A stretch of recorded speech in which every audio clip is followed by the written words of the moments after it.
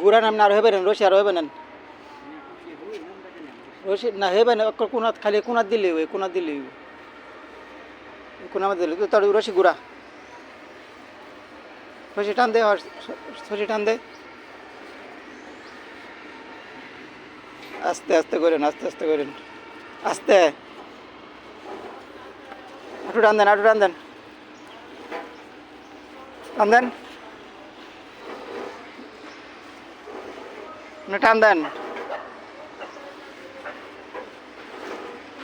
আস্তে দেন আটু টান দেন কারণ টান দেন দেনে দেন